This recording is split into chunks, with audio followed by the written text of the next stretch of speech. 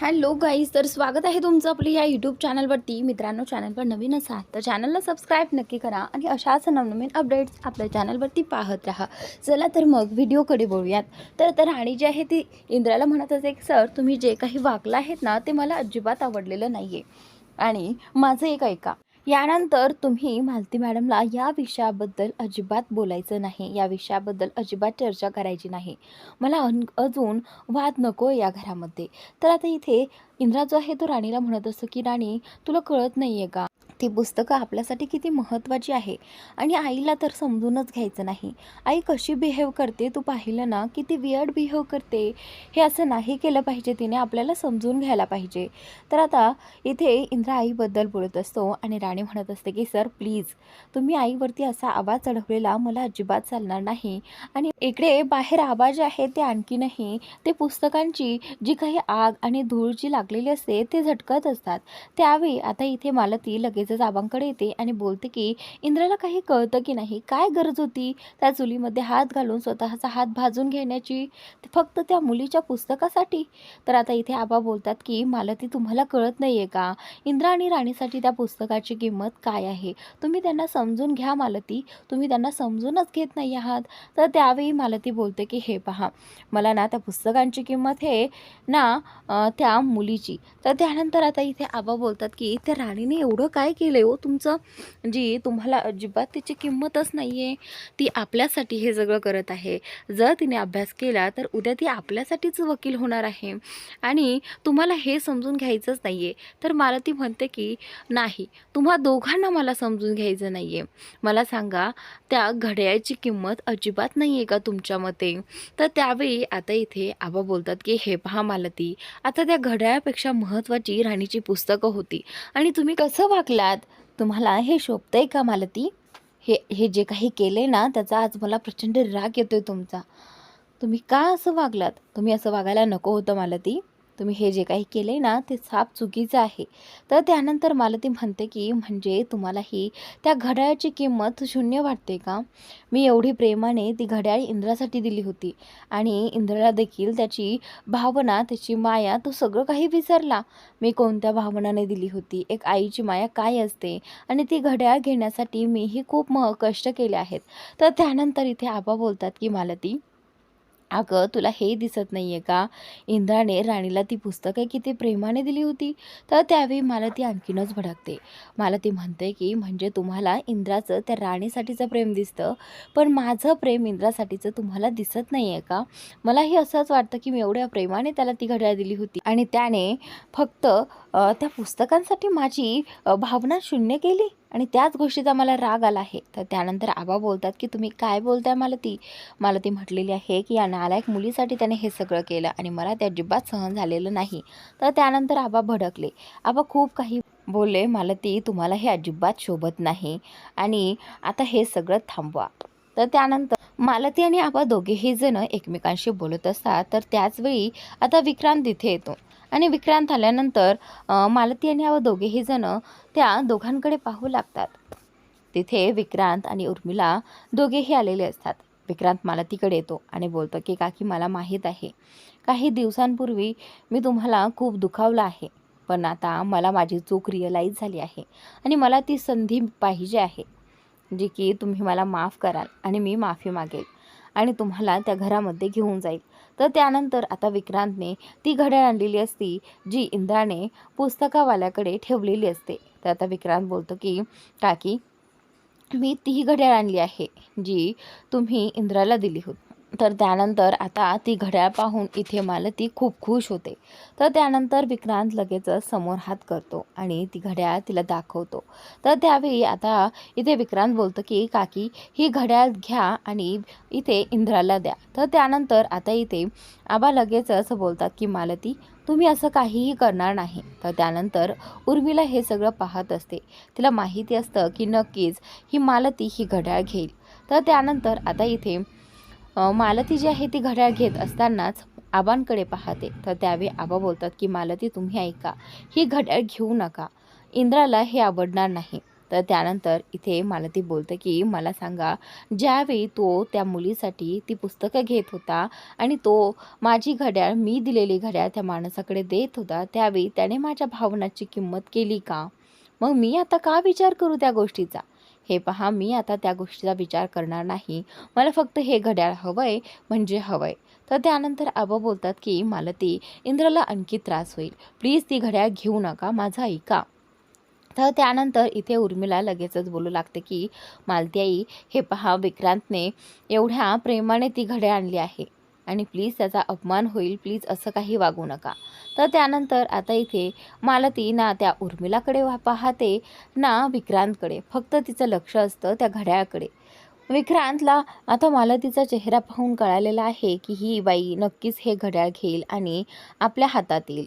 तर त्यानंतर इथे विक्रांत जो आहे तो लगेचच आबांकडे जातो आणि बोलतो की आबा, मला माहीत आहे मी तुम्हाला खूप दुखावलं आहे, पण मला ती संधी द्या. मला माफी मागायची आहे, मला मनापासून माफी मागतोय मी तुमची आबा, पण प्लीज मला एक संधी द्या आणि मला माफ करा. तर त्यानंतर तो हात जोडून आबांची माफी मागत असतो आणि म्हणत असतो की आबा, तुम्ही लवकरात लवकर त्या घरात या. तुमच्यासाठी त्या घराचं दार नेहमी उघडं आहे. तर त्यानंतर आबा जे आहे ते विक्रांतचं बोलणं ऐकून लगेचच म्हणतात की आम्ही आता तुझ्या घोळ्यात येणार नाही. काय माहिती हा सगळा तुझा प्लॅन असेल? आम्ही तुझ्यावरती विश्वास ठेवू शकत नाही, तर प्लीज साहेब तुम्ही इथून जाऊ शकता, असं म्हणत आता आबांनी विक्रांतसमोर हात जोडलेले आहे आणि त्याला सांगितलं आहे की तुम्ही इथून जाऊ शकता. तर त्यानंतर विक्रांतला कळते की आबा लवकर घोळ्यात येणार नाही, पण मालतीकडे पाहून तर त्याला वाटलं आहे की आपल्या प्लॅनमध्ये नक्कीच मालती आपली साथ देऊ शकते. तर आता इथे तो पुन्हा पुन्हा आबांची माफी मागून तिथून जाऊ लागतो आणि इकडे जाता जाता लगेचच मालतीला म्हणू लागतो की काकी, तुम्ही माझ्याकडनं ही घड्याळ घेतली त्यातच मला खूप आनंद आहे, पण लवकरच तुम्ही सगळे मला त्या घरात हवे आहेत, असं म्हणून आता तो तिथून निघून जातो. आणि इकडे मालती जी आहे ती खुश होते. आबांना हे अजिबात आवडत नाही. त्यानंतर मालती त्या घड्याळाकडे पाहत असते आणि ती आतमध्ये जाऊन इंद्राला ती घड्याळ देण्याचा प्रयत्न करणार आहे.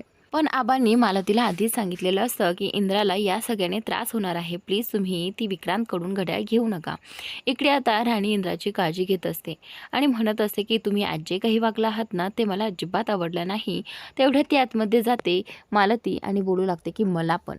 असं म्हटल्यानंतर मालती समोर येते आणि इंद्रा आणि राणी दोघेही जण जागेवरून उठून उभे राहतात. त्यानंतर इथे मालती बोलते की इंद्रा, हात पुढे कर.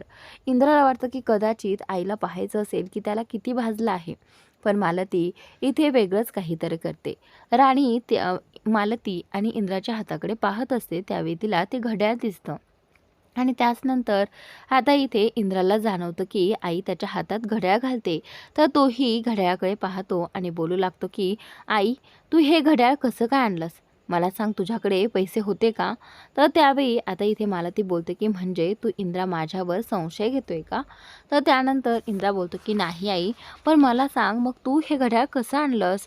तर त्यानंतर मालती काहीच बोलत नाही, ती शांत उभी असते. तर आबाही काही बोलत नसतात. तर त्यानंतर आता इथे इंद्रा चिडतो आणि बोलतो की आई, तू काही बोलणार आहेस का? मला सांग, तू हे घड्याळ कसं आणलंस परत? तर त्यानंतर आता मालती बोलते की हे बघ इंद्रा, तू काहीही प्रश्न विचारायचे नाहीस, फक्त हे घड्याळ हातामध्ये ठेवायचे. तर त्यानंतर इथे इंद्रा बोलतो की आबा, तुम्हीही काही का बोलत नाही? मला सांगा ना, हे घड्याळ कुठून आणलं आणि कोणी आणलं आणि कसं आणलं? तर त्यानंतर आबा बोलतात की इंद्रा, हे घड्याळ विक्रांतने आणलं आहे आणि मालतीच्या हातात ठेवलं आहे. तर त्यानंतर आता इंद्रा बोलतो की काय, हे घड्याळ विक्रांतने आणलंय? तर आता इंद्रा बोलतो की नाही, मी हे घड्याळ घालूच शकत नाही, मला हे घालायचंच नाही आहे. तर त्यानंतर आता इथे हा विक्रांत आणि उर्मिला दोघेही जण त्यांचा तमाशा ऐकत बाहेर उभे असतात आणि त्यांना काय हेच हवं असतं. तर त्यानंतर इकडे ते दोघे बोलत असतात आणि उर्मिला म्हणते की विक्रांत, मला वाटतंय की मालतीबाई नक्कीच तुझ्या या प्लॅनमध्ये अडकणार आहे. तर त्यानंतर विक्रांत म्हणतो की हो, बरोबर बोलतीस तू. इकडे इंद्रा जो आहे तो ती घड्याळ नाकारतो आणि घरातून बाहेर पडतो. तर मला ते म्हणत असते की नाही, तू जर ही घड्याळ काढलीस तर तुला माझं मेलेलं तोंड पाहावं लागेल. तर यामुळे इंद्रा घरातून बाहेर रागाने निघतो.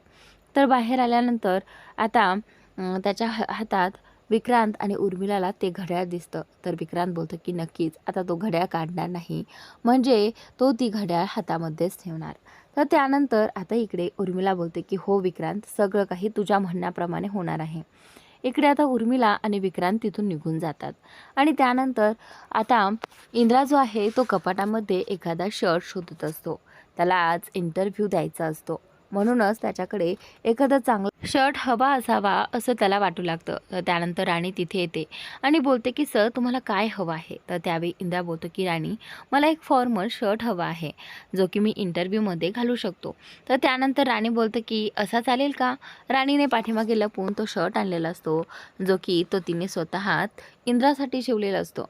तर इथे इंद्रा बोलतो की राणी, चालणार का नाही. हा तर चालेल ग, किती छान आहे असं म्हणत आता राणी स्वतःच्या हाताने इंद्राला तो शर्ट घालण्यात मदत करते. तर त्यानंतर इंद्राला त्या शर्टची बटन देखील लावता येत नाहीत. तर राणी त्यासाठी देखील इंद्राची मदत करते. ज्यावेळी राणी इंद्राची मदत करत असते त्यावेळी राणी एकटक इंद्राकडे पाहत असते आणि इंद्राचं लक्ष दुसरीकडेच असतं, कारण आज त्याचा इंटरव्ह्यू असतं आणि लवकरात लवकर आवरून त्याला इंटरव्ह्यूसाठी जायचं असतं. तर त्यानंतर आता इथे इंद्राला कळतंय की राणी त्याच्याकडे पाहत असते, पण ज्यावेळी इंद्रा तिच्याकडे पाहतो त्यावेळी राणी नजर चुकवते. आणि त्याचनंतर आता इथे ज्यावेळी ती इंद्राच्या छातीसमोरचं बटन लावत असते त्याचवेळी ती तर त्याच्यात हरवूनच जाते. तर त्यावेळी इंद्राला कळते की राणी नक्कीच कुठेतरी हरवली आहे. तर आता तो तिला विचारतो की राणी काय झालं. त्यावेळी राणीच्या मनात अगदी धून वाजत असते. तर त्यावेळी राणी बोलते की नाही सर, काहीच नाही. तर आता इंद्रा बोलतो की चल मी आता आवरायला घेतो. तर आता राणी बोलते की हो. इंद्रा तिथून जरा साईडला जातो आणि त्यानंतर राणी मनातच म्हणते की मला असं का होतंय. जेव्हा जेव्हा सरांना पाहते त्यावेळी असं धून वाजल्यासारखं का वाटतंय मला. माझ्या मनात गुदगुल्या का होत आहेत. तर राणीला खरं तर आता इंद्रावर खरं प्रेम झालेलं आहे. त्यामुळे सारखं सारखं इंद्राला पाहताच तिच्या मनात गाणं वाजत आहे. तर त्यानंतर आता इकडे इंद्रा इंटरव्ह्यूसाठी रेडी झालेला असतो आणि त्याचा इंटरव्ह्यू हा ऑनलाईन असतो. तर त्यानंतर आता तो रेडी होऊन बसलेलाच असतो. तेवढ्यातच समोरून आता स्क्रीनवरती त्याचे बॉस दिसतात आणि त्यावेळी ते बॉस जे आहेत ते बोलतात की खरंच तुमचे डॉक्युमेंट अगदी क्लिअर आहेत आणि तुम्ही अगोदर खूप छान पद्धतीने काम करायचं. आम्हाला ते खूप आवडलं आहे. त्यामुळे हा जॉब तर तुमचा फिक्स आहे आणि पॅकेजनुसार तुम्हाला पेमेंट देखील मिळेल, हे देखील तो बॉस तिथे सांगतो. तर त्यानंतर आता इथे राणी हे सगळं ऐकत असते आणि राणीला ते ऐकून फार छान वाटतं. त्यानंतर आता इथे इंद्राचं कौतुक होतं त्या बॉसकडून आणि त्यावेळी इंद्रालाही खूप छान वाटतं. इंद्रा थँक्यू सर बोलतो आणि बोलतो की ठीक ठीक आहे. त्यानंतर आता ते सर सांगतात की तुम्हाला लवकरच ऑफिसमध्ये येऊन माझ्याशी भेटावं लागेल. तर आता इंद्रा बोलतो की हो नक्कीच, तसं तुम्ही मला कळवा असं म्हणत आता इथे त्या दोघांची मीटिंग होते आणि इकडे लगेचच हा विक्रांत त्या समोरच्या बॉस समोर हात मिळवणी करतो आणि त्यानेच मुद्दाम खरं तर त्या बॉसनेच इंद्राला तिथे नोकरी लागली आहे असं सांगितलं आहे. तर आता इंद्राकडून हा विक्रांत काम करून घेणार आहे, पण त्याला काडी मात्र 1 रुपया देखील देणार नाही असा विक्रांतचा प्लॅन असतो. इकडे आता राणी अभ्यासाला बसलेली असते आणि त्याच वेळी राणीला भास होत असतो की कुठेतरी इंद्रजित सर तिला आवाज देत आहेत. तर ती इकडे तिकडे पाहते पण सर कुठेच नसतात. त्यानंतर ती बोलते की मला काय होतंय मला कळत नाही, मला सारखा असा सरांचा आवाज आल्यासारखा का भास होतोय. तर त्यावेळी आता इथे राणी बोलते की राणी तू वेडी आहेस की खुळे आहेस, तुला काही समजतंय की नाही. इंद्र हे सगळं बोलताना राणीला पाहतो आणि त्यावेळी इंद्रा बोलतो की राणी काय झालंय. तर त्यावेळी राणीला वाटतं की कदाचित हाही भास असेल, पण इंद्रा खरंच तिच्याशी बोलत असतो आणि त्यावेळी तो बोलतो की राणी काय झालंय, काही प्रॉब्लेम आहे का. राणी बोलते की सर इथे ना खूप मच्छर आहेत. तर त्यानंतर इंद्रा बोलतो की ठीक आहे थांब. असं म्हटल्यानंतर तो आता मच्छर मारण्यासाठी एक छोटीशी अगरबत्ती तिथे आणून लावतो, जी मच्छरांसाठी खूप घातक असते. आणि त्यावेळी इंद्रा बोलतो की काय आणखीन काय झाले. तर राणी बोलते की हे मला काही समजतच नाही, एकदा पहा बरं. तर आता ती 2 लाईन तिथे इंद्राला वाचून दाखवते आणि इंद्रा ते पाहण्याचा प्रयत्न करतो, पण राणीच्या इंद्रा अगदी जवळ असल्यामुळे राणीला तर धडकी भरल्यासारखंच होतं. ते दोघेही जण एकमेकांच्या डोळ्यात पाहतात आणि त्यावेळी इंद्राला कळते की राणीला नक्की काय होत आहे, कारण अशा प्रकारच्या फिलिंग्स त्याला देखील आल्या होत्या. तर पुढील भागात इकडे राणी इंद्राला म्हणते की सर तुम्ही मीटिंग्स करताय, तुम्ही स्वतःसाठी नोकरी शोधताय, पण मी काय करते, मी फक्त घरी बसून आहे. तर त्यानंतर आता इंद्रा बोलतो की हे बघ राणी, तू कसलीही काळजी करायची नाहीस, फक्त तू स्वतःच्या अभ्यासाकडे लक्ष द्यायचंयस आणि तुला जे काही लागेल ते सगळं मी बघेल. इकडे आता इथे हा विक्रांत सांगत असतो की इंद्रा आणि राणीच्या घरासाठी सर्व्हाइव्ह करण्यासाठी मी काहीतरी केलं आहे. तर त्यानंतर आता इकडे इंद्रा राणीचे हात पकडून हेच सांगत असतो की राणी, तू जास्त काळजी करायची नाहीस, फक्त अभ्यास करायचा आणि वकील व्हायचं, एवढंच ध्येय ठेवायचं. तर मित्रांनो, आजचा भाग इथे संपतोय. पुढील भाग नक्की पहा आणि चॅनलला सबस्क्राईब नक्की करा.